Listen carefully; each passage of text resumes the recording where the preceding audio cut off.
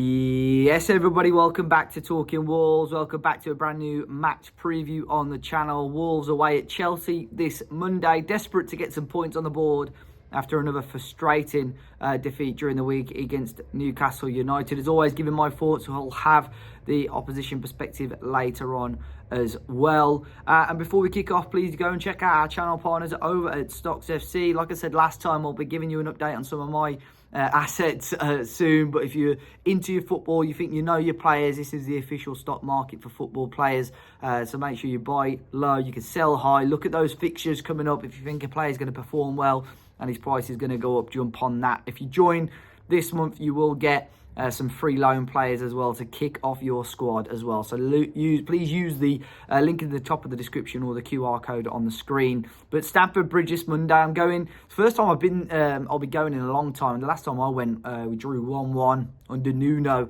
I think Hazard scored a late equaliser for Chelsea. But yeah, going and making the trip on Monday. And I don't know, Chelsea have been sort of out of sorts themselves since the new year, really. Wolves obviously had a nice little run of form under Vitor, and it's slowed down over the last couple of league games, 2 back-to-back 3-0 defeats, which is frustrating. And a really difficult, on paper, a really difficult run continues over the next few weeks or so. Chelsea's team news, which obviously I'll talk about with Charlie later on. I think I've seen Cole Palmer as a doubt, which obviously is a big boost for us. And a couple of different players missed training for them, so a doubt's going into this game. For Wolves, Cunha is a potential doubt, which could be a massive loss for us. He missed training today with the flu. Hopefully he will be fine over the weekend and he can and participate and hopefully start against Chelsea. I think we really need him to start in an ideal world. Nelson Semedo back fully fit as well. Totti's still out, and Boubacar Traore, although he's back in training, isn't going to be available for this game. So it'll be interesting to see how Vitor starts, because again, whatever we tried on Wednesday, in terms of chance creation, it was okay. In terms of chance conversion, it was really poor. In terms of defensive work, it was really poor. You know, Alexander Isak again had a very strong game, but I felt we made it, at times, a little bit too easy for him, to be completely honest. And it's, I don't know, I think if Nelson's fit, he probably comes back in, which is a shame for Rodrigo Gomez, unless you play him in a more advanced role. I think Gedge has come in and been okay, but still lacks a little bit of something for me. Hwang again was poor on Wednesday. Strand Larsen, of course, picked up a little bit of stick for his performance as well, but I still think he starts as that number 9. My predicted lineup, if I flag it up on the screen now, I think Sarr stays in goal. Back 5, like I said, I think Semedo does come in at right wing back. I think you start Aït-Nouri at left wing back. Bueno will start. Agbadou will start.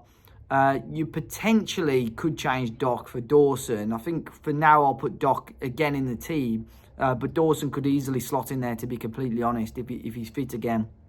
Midfield, I think he sticks with Andre and João Gomez. And then the front 3, Cunha, as long as he's fit, Strand Larsen and Gonzalo Gedge. But big chance for Rodrigo Gomez to start. You know, I think he should be able to get a start in there, really. And one player that I've not mentioned so far is Mario Lemina. Of course, we had the backlash after the Newcastle game. He apparently refused to travel with the squad and play. However, he has come and apologised today. And that's what Vitor Pereira said in his pre-match press conference. That he has apologised to the management team and the club as well. So it will be, interesting to see what happens with him. I think he probably is saying that to try and end on the best terms that he can with the club. I have no doubt he'll probably still be moved on this month, to be honest. But don't know. Everyone makes mistakes. Completely up to you guys. I think he's got to let the football do the talking ultimately. And hopefully, if he's part of the matchday squad on Monday, if he gets a chance to play, he puts in a much better performance than what we saw of him against Nottingham Forest as well. But it's a tricky game, really tricky game. But Chelsea are fragile. If they do have a couple of the top players missing, there's a huge chance for Wolves to take advantage and hopefully get some much needed points on the board. Results tended to go our way a little bit this week, but we can't rely on other results for the remainder of the season. Ultimately, we need to get the points ourselves, and fingers crossed we can start on Monday. But I spoke to Charlie today to get his thoughts on Chelsea and their season so far. So we'll jump into that one now. So then, guys, delighted to welcome Charlie back onto the channel to give his thoughts on Chelsea ahead of Monday night's game. Charlie, thanks for jumping back on. Interesting season for Chelsea so far. I mean, we were talking on your channel earlier on about the reverse fixture. It seems like a lifetime ago. I mean, it was August when Chelsea rocked up to Molineux and demolished us in that second half, and sort of went from strength to strength really since then. However, since the turn of the year, you guys have struggled a little bit. Haven't won in your last 5, I believe. What's sort of your thoughts at this stage of the season right now? Yeah, mate, thanks for having me again, as always. As you say, things have taken a little bit of a dip sort of over December and into the start of January. We started the season really well. People were trying to force us into a title conversation. A lot of Chelsea fans were kind of shutting that down. Maresca had shut that down as well. And I think you can kind of see the reasons why, given our recent form. But yeah, sort of the bad run of form was going to come at some point. Don't get me wrong, you're a young, inexperienced team. It doesn't matter how good a team you are in general. Like, you're always going to have a dip at some point during the season. Yeah. It's just unfortunate that the dip is kind of lasted 5 games and it's kind of all come in a row. Because I think perspective's quite important as well. If you because before this 5-game run, we'd won 5 in a row and we were unbeaten in 6. Yeah. If you'd kind of put a couple of those wins and replace into this run where we've not won, even though you're on the same points, it just, like, the perspective around it suddenly looks very different. We're struggling right now. There's no doubt about it. We've scored 4 goals in our last 5 games. We're conceding goals. But the strange thing is that we're actually playing quite well. We're creating loads and loads of chances, but we're just not sticking the ball in the back of the net. And then we are making sloppy defensive errors and we're getting punished. So right now, look, we're a point off the top 4. But if we don't sort things out, we are in danger of sort of maybe even slipping out of that race for the top 4. So we're kind of in a critical stage of the season right now for our Champions League hopes. Yeah, I mean, it sounds very similar to Wolves, like I said to you previously as well. I mean, we last 2 games against Forest and Newcastle created lots of opportunities, just couldn't stick the ball in the back of the net, and just daft defensive errors ultimately cost us in those games as well. Unfortunately, we're at the other end of the table where, it's really frustrating at the moment. But you saying that gives me a little bit more confidence and hope going into Monday, Charlie. But I'm sure Chelsea fans are looking at us as well as an opportunity to get your season back on track as well. Who have been sort of the star players for you so far? I mean, obviously Cole Palmer's been in amongst the goal contributions again. Is there anybody else that sort of been standing out for you guys so far? I mean, Moises Caicedo has been absolutely outstanding this season. I mean, arguably the best midfielder in the league at this point in time. I mean, obviously Rodri's out injured, so I think that's probably fair. He's been absolutely brilliant. Enzo Fernandez has picked up some form over the last month or so. He's looking strong. Jackson, before this sort of run of 5 games, was doing really well. He's still playing well, but he's missing a lot of chances. It's weird with Jackson because everything other than putting the ball in the back of the net is really, really good. It's just when it comes to that final bit, which you want him to do the most of, he's struggling a little bit at the moment. He seems to be a player that he'll go through a run of games of scoring, then he'll have a load of games without scoring, and then he'll go and score again, sort of 4 or 5 games on the bounce or something like that. So yeah, there's been a few standout players, but yeah, I would say really obviously Palmer, Jackson to an extent, Caicedo, and Enzo Fernandez has been very good recently as well. Yeah, I mean, I said to you as well, I've had Jackson in my fantasy Premier League, and I'm tempted to take him out, but I know what will happen. If I take him out, he will score on Monday, so I'm half tempted to keep him in for an extra week anyway. But you had the pre-match press conference today, and there was some news about a few of your players. I mean, the potential doubts, was it to Palmer and Enzo and a couple of others? I mean, how big of a miss would they be on Monday if they were to miss the game? I mean, yeah, there was Palmer, Colwell, Enzo, and Lavia all didn't train today. Now, of course, we are still sort of 3 days away from the game, so it's no guarantee that they're definitely going to miss it. But it's certainly a worry. I'd be surprised if all 4 of them played. I think there'll be at least one of those lot missing. It'll be a massive blow. They're 4 of our best players, and particularly when you're in a moment where you're 5 games without a win, the last thing you want is a few of your best players missing from what has now become a really, really important game. So, yeah, mate, that would be a huge blow. And it kind of just sort of sums up sort of where we are right now in terms of our form, in terms of our luck and whatnot. So, yeah, I'm hoping that at least maybe a couple of them can make it back. But yeah, certainly if there's no Palmer on Monday, then no Palmer or no Enzo, we've got big problems. Yeah, I mean, Wolves fans are probably hoping that is going to be the case, because we know how influential they could both be. But we're sort of just over halfway through Maresca's first sort of season at Chelsea. What's your thoughts, and what's the sort of general consensus around the Chelsea fan base at the moment? I'm sure it would be very positive 5 games ago, but has that changed slightly now, or is there still full backing in him at the moment? I mean, look, obviously he's still got backing for sure, but there's a few little things creeping in, and it's not like this 5-game run. It's not like we've played bad. As I said, we're creating loads of chances. So there is a little bit of slack with the manager where you're like, well, you're creating so many chances, the manager can't put the ball in the back of the net. So you're sort of thinking, well, we're playing well, we're just not converting, and that's not really a manager issue. That's a player issue. But at the same time, there's a few little things creeping in, particularly his use of the bench. He clearly doesn't trust the options that he's got available to him. You know, Joao Felix, Christopher Nkunku, players like that. Look, I'm not a huge fan of Joao Felix, but if you're struggling in a game and you can clearly see that the attacking options on the pitch aren't delivering, that whether you like the options you've got or not, those are the options you've got. So you need to use them. And giving players like 10 minutes to try and change something in a game is useless. So there are frustrations creeping in terms of late substitutions and waiting too long and whatnot. But other than that, there's not really, in my opinion, too much more he can really change, because we are playing well and we are creating the opportunities. So it's just a case now of, well, when are these guys going to start putting the ball in the net? Yeah, definitely. I mean, another player that's sort of been in and out of the squad is Pedro Neto. Obviously, a lot of Wolves fans will be familiar with him. How's his sort of first half of the season gone at Stamford Bridge? Yeah, it's been mixed, to be honest, mate. He sort of first few games he played, he wasn't great. I think his first start was against Crystal Palace early in the season. Didn't particularly impress. He was subbed at half time against Bournemouth, I think, in his second start. But then he went on a run kind of before Christmas, sort of late November, early December, where he was playing really well. He was arguably our best player at Old Trafford. He played very well against Arsenal at Stamford Bridge, got the equaliser.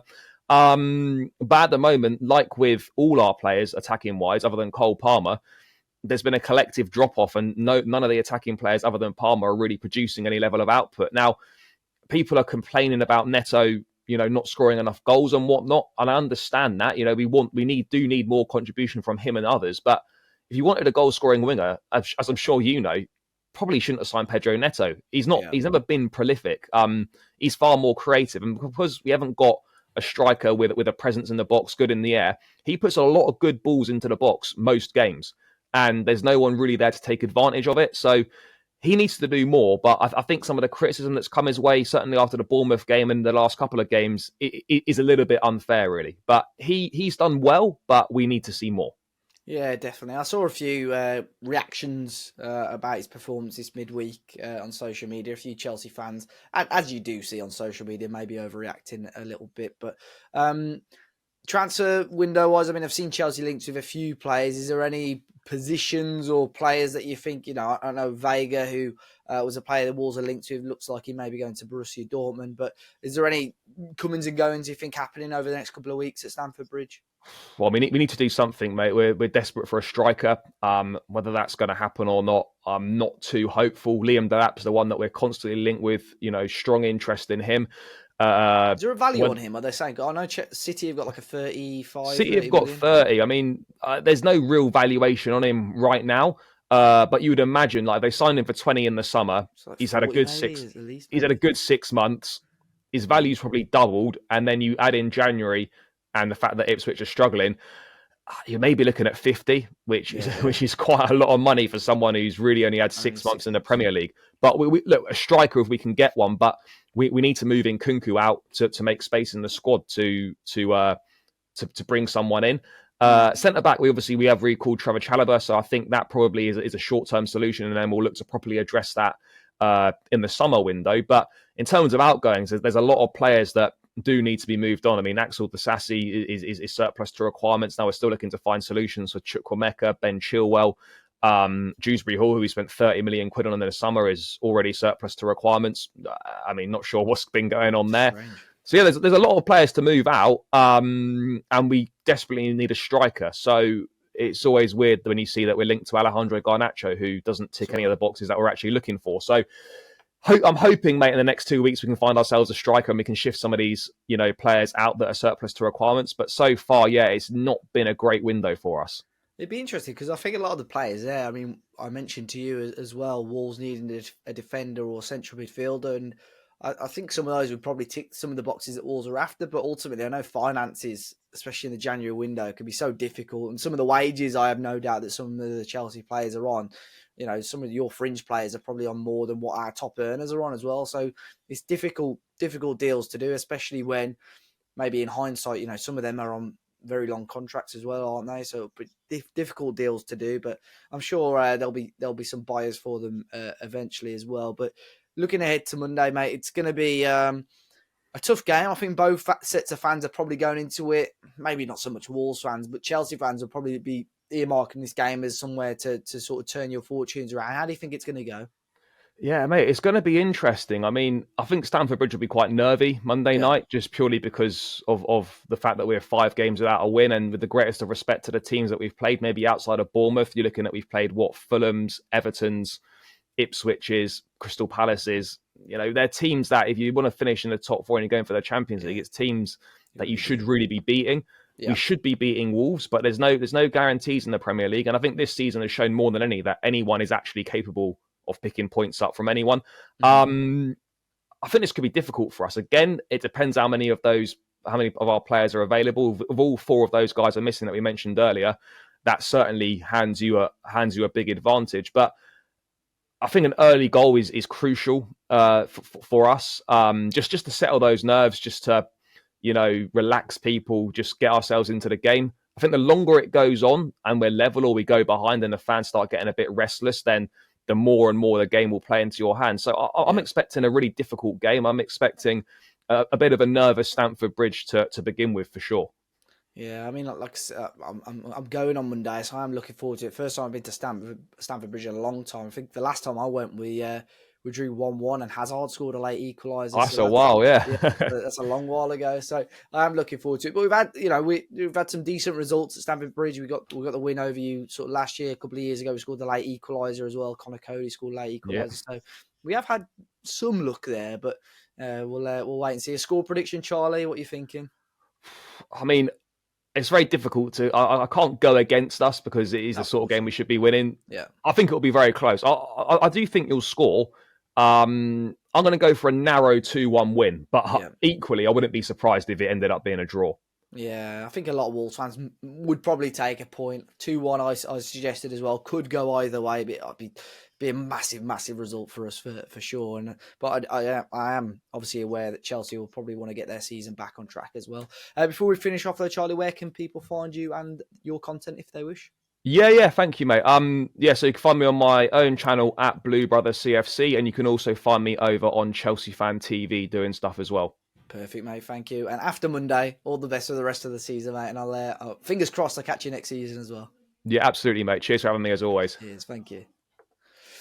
So big thanks once again to Charlie. I'll make sure I leave a link to him and his channels in the description down below. And let me know your thoughts, guys, and your score predictions. If anyone is very interested in going to the game, by the way, we do have some hospitality tickets available on the Talking Walls website. Special offer for Talking Walls followers. We've done a deal with an events company. So, I mean, you get the works, fully comp bar, so all your beers and everything included, loads of food, VIP seats. So if that's something you were interested in, I'll make sure I leave a link to that in the description as well. But it's a good discounted price anyway.